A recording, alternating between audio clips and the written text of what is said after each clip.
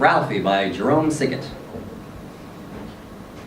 I was halfway down the corridor with my guitar on my back when my mother spotted me from the couch. "Ralphie, where are you going?"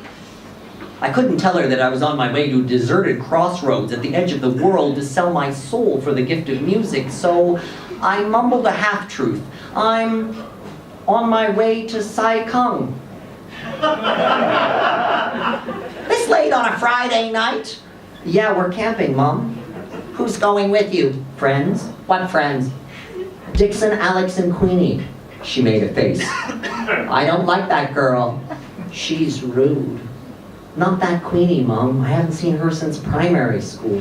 "Which Queenie is it then?" "Alex's girlfriend." "I don't like that boy." "All right, I'll see you tomorrow, Mom." And with that, I rushed out the door, hopped on a bus to Cigut, and walked up the hill to the park. The stories were clear. The devil would appear at midnight, but only if I was alone. And as this was Hong Kong, there happened to be quite a few other people along with me going the same way. "Hey," said a group of girls, "you going camping too?" "No, I'm going to practice guitar, alone." "Can we listen?" "No," I said and hurried away. No one could stand between me and the glory of my music, not even cute girls. When I reached the crossroads, I was alone at last. I sighed in relief, took out my guitar, and started playing. I'd had my guitar for just 3 months, and the only song I knew how to play was Hotel California. But I started picking away, and I barely played the first few bars when someone walked out of the bush and said, "Please, stop." The man was dressed all in black. He had a bandana covering his head, a spliff, a lit joint in his mouth, and 6 heavy rings on his fingers. It was hard to tell in the darkness, but I think he also wore eyeliner. "All right, I haven't got all day. I need to be in Ulaanbaatar by 10 for this year's Mongolian Idol. Here's the contract, sign here and you'll receive fame, wealth, and unlimited amounts of sex, drugs, and rock and roll." He handed me a thick parchment and held his glowing spliff up for light. I shook my head. "All I want is to play well. I don't really care about the rest." "Sorry, it's a package deal. Once you become a rock star, it would be more work for us to prevent all that other fun stuff. So take it or leave it. What's your decision?" "Okay," I said, and signed my life away. "Good boy. We'll be in touch." And then he vanished. And the next thing I knew, I found myself sitting on the beach, guitar in hand, surrounded by the girls I'd snubbed earlier. One of them was resting her head on my shoulder. "That was so beautiful," she said. "Can you play another one?" I had no recollection of how I'd gotten there, but "Stairway to Heaven" hummed in my mind. And curious, I tried to replicate it on my instrument. It came out exactly as if it was fingered by Led Zeppelin himself. Maybe better. The girls, all 12 of them, surrounded me like a bikini-clad coven and cooed in unison. I slept poorly that night. The girls kept asking me to share their tents, but how were we going to fit in there? I barely knew them, so I laid outside in the cold. The following morning, Crystal, Cherry, Queenie, and Queenie insisted upon accompanying me home, while Sharon, another Queenie, Lucy, and 4 more Queenies just stared at me bizarrely. Thankfully, the last girl, Candy, said that she would investigate an opportunity for me. "Ralphie!" boomed my mother's voice the moment we stepped in the door. "Who are all these girls?" "Well," I replied, "here's Cherry, and Crystal, and Queenie, and Queenie." Queenie, I told you I don't care for her. No, these are different Queenies, Mom. How many Queenies do you know? I counted. 8. Or 9. How do you know all these girls? I blushed. And that was enough for her. She threw us out. Well, I huffed, thinking very hard of the dark man. I'm not sure how I'll become a rock star if I can't even go home for a shower and clean clothes. The devil appeared and gave a knowing look at the girls.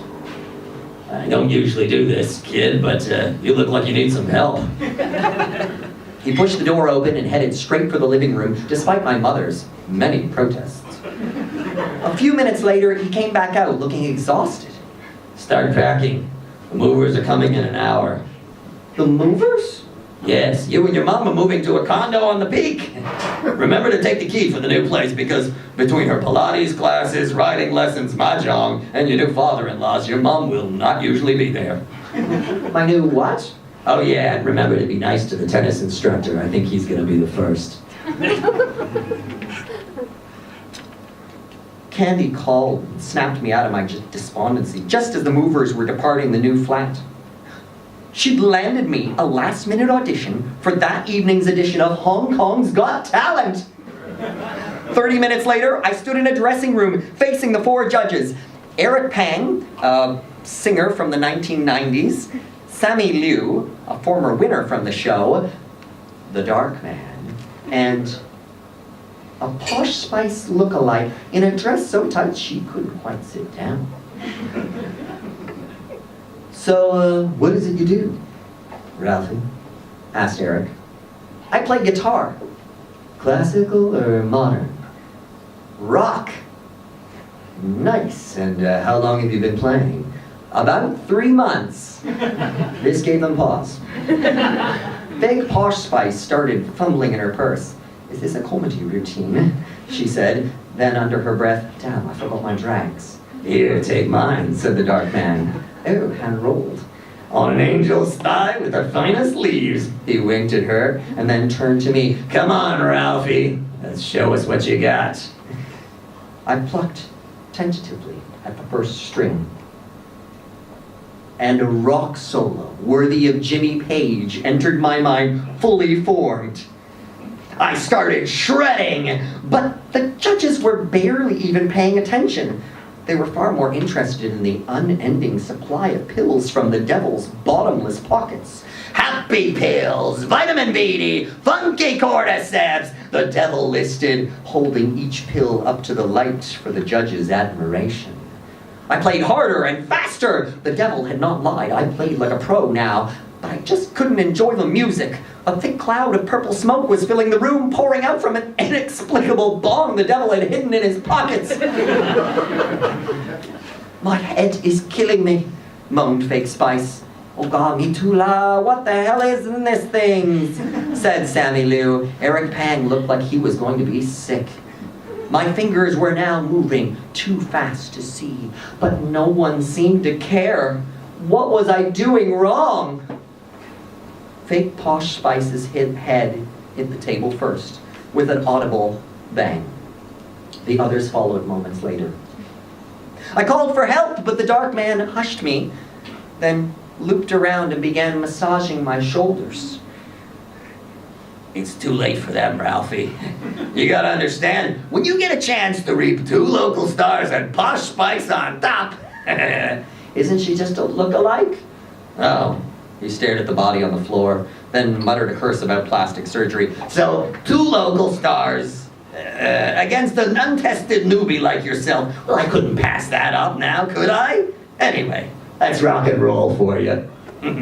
Well, no hard feelings. Here's your contract back. I stared at the parchment. It stated, void, in bold red letters. But what about my music? He shook his head. No, show's over. No chance it's renewed for a 2nd season now. And next year, you're likely to be old news. Maybe YouTube famous if you're lucky, but you'll have to get there on your own. Anyway, keep the condo. It's on me. Ciao, Ralphie. Rock on. And with that, he vanished into thin air, leaving behind a copious amount of drugs, 3 dead talent judges, and me. I played Hotel California for the paramedics.